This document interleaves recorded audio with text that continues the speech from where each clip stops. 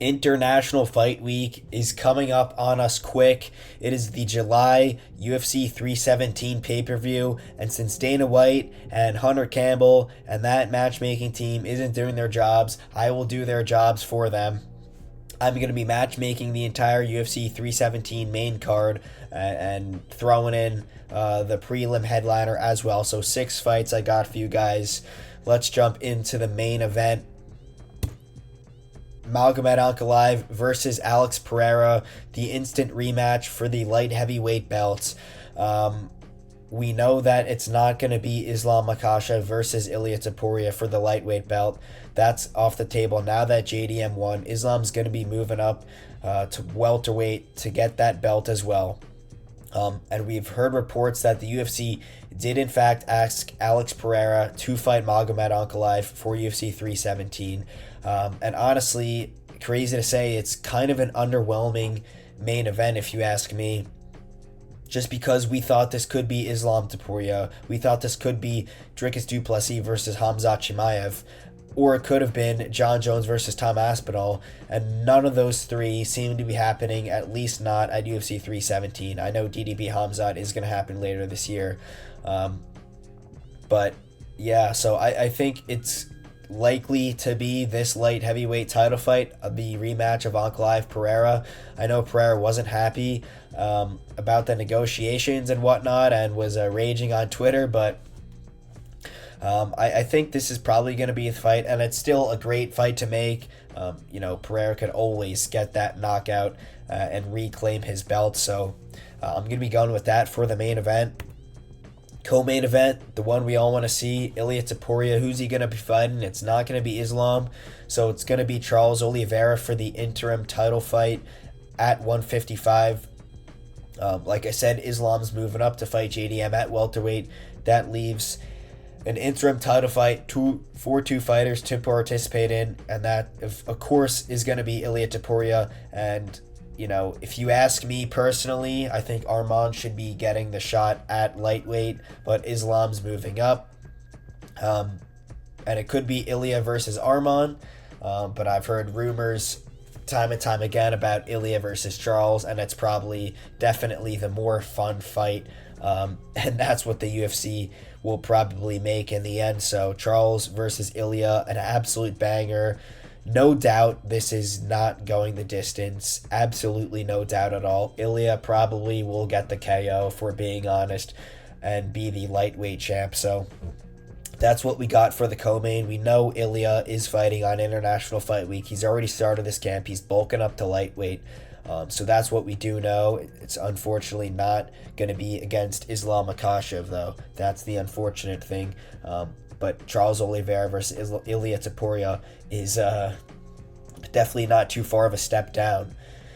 The feature fight, also another fight that we kind of saw coming, Imavov versus Caio Borralho. Now, this isn't booked.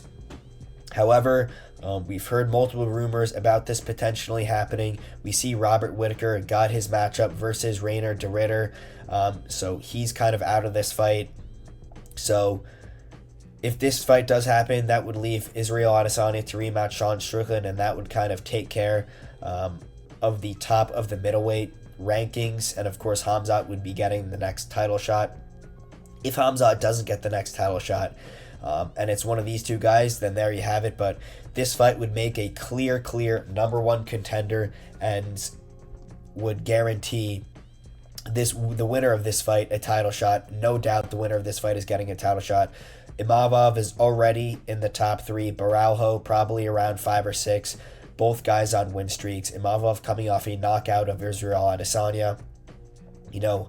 Honestly, neither of these guys have to take this matchup, but if one of these guys beats the other, that would definitely solidify them as the most deserving next title challenger. Not Strickland, certainly not Israel Adesanya.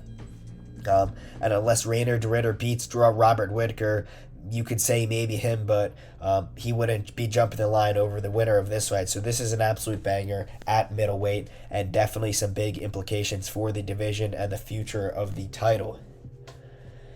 Next, this one is already booked for UFC 317. Brandon Royval versus Minel Cap. This one is probably the most exciting fight you can make at flyweight besides maybe Pantoja versus Cap.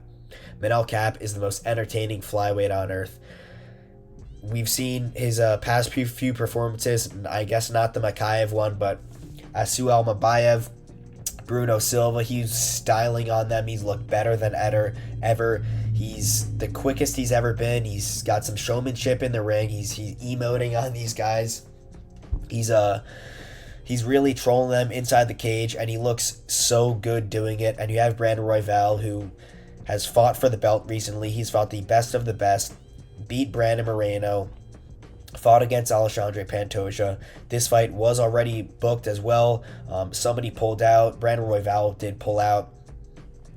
So they're rebooking this for UFC 317. An absolute banger.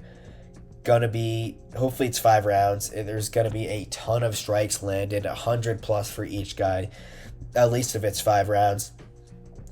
This one you do not want to miss, just because the flyweights are so fast, they're so skilled.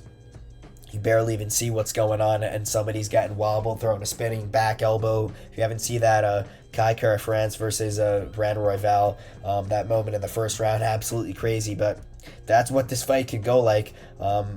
And especially I'm hyped for it because if Manel Cap wins this, then he'll get the next title shot, and he low-key deserves the title shot already, but we all want to see Cap get his chance at the belt. He already fought Alexandre Pantoja in his debut, and he went 15 minutes. He didn't get finished by Pantoja, and if he gets another shot at Pantoja for the belt, after all this time that he's improved and he's looked this good, there's a real chance that Manel Cap could win the belt, and we would all love Cap as champion. Next fight, to end the main card, we got Brian Ortega versus Aljamain Sterling. This isn't the craziest fight. It's not the most entertaining fight, especially, Aljamain Sterling. We just saw his fight versus Evloev. Even the one versus Cejudo, there's a lot of grappling, a lot of takedowns being landed there, but that's just Aljo's style. Brian Ortega, a little bit similar to Aljamain Sterling, I guess a little bit more entertaining as well. Ortega has taken damage in his career. Both guys will stay on the feet and strike, but of course you have Ortega's jiu-jitsu, you have Aljo's wrestling, and both these guys are gonna want to get each other to the ground. So it could either be a grappling match like we saw with Sterling versus Evloev, or sometimes when two grapplers fight each other like Usman and Covington, it's just a straight up striking match, and if that happens, we're in for a treat. And we could actually see a finish in an Aljamain Sterling fight. This is a top 10 fight, close to a top 5 fight. Aljamain Sterling still not out of it. If he racks up a few wins, we could see him back in the title picture. It's just featherweight is so stacked at this point. It's going to be really tough to get back to a title shot, but Aljamain Sterling is definitely not done with his career. Brian Ortega has, had a few losses recently, but of course he's only 16-4. There's really still a bunch of time for both these guys. It seems like, their primes are a little bit past them. Aljamain Sterling has yet to fight this year. I think he last fought on UFC 310 back in December. So he's obviously due to fight. This would be coming in July, so that's a little over halfway through the year. Aljo needs to get going and sign a contract. Brian Ortega's coming off a loss. Both these guys should have a little bit of urgency. I know Aljo's proved himself, obviously, being champ at bantamweight, but this is still a great fight, top 10 fight. Very, very high level fight, especially on the ground, and just a really, really fun fight to watch. And then a little honorable mention, maybe the prelim headline or something like that. I wanted to throw in Mauricio Rufy versus Beneil Dariush. Rufy, these fighting nerds are always going to be down to fight, to scrap. And Rufy didn't take any damage in his last fight versus Bobby Green. We're talking about who is going to be his next opponent at lightweight, and there's really no clear-cut guy that I think we have to give him, or that's like the matchup to give him. I'm going to go with Beneil Dariush. It's not the most exciting matchup in terms of styles. Beneil is mainly a grappler. Of course, he does have knockouts. He can strike. Get to the top 10 of lightweight without being able to strike and be well-rounded, but I would have liked to give Mauricio Rufy more of a striker like a Fiziev or something, but he has a fight booked. Chandler just fought. Benoit Saint Denis just fought. I don't really like Moicano versus Rufy. I don't think we should be doing Moicano like that, making him fight a contender who's unranked. So, Beneil Dariush has lost a few fights in a row. If anything, this is more of a layup for Mauricio Rufy, and we can also see his grappling get tested as well. So, it's a fight for Mauricio Rufy to prove to us that he can be in the top 10. He can compete in this top 10 and also compete against the more well-rounded / grapplers of the division. So had to throw in a fighting nerd in there. I was thinking Gene Silva versus Lerone Murphy as well. But I don't want to throw too many fights together on here. So we're going to go with Mauricio Rufy. Gene Silva just fought not too long ago. So Mauricio Rufy versus Beneil Dariush is going to be the prelim headliner for me. And that'll do it for me for this video. Just a quick vid breaking down what matchups I want for International Fight Week, UFC 317. If you like this video and you want me to do a full card matchmaking, leave a comment down below. Most of the time, these cards are never going to get made. I feel like the fans always make cards that are just too good to be true. So I try and keep it a little bit realistic. Pereira Ankalaev is a title fight, headlining, of course, that will be a title fight.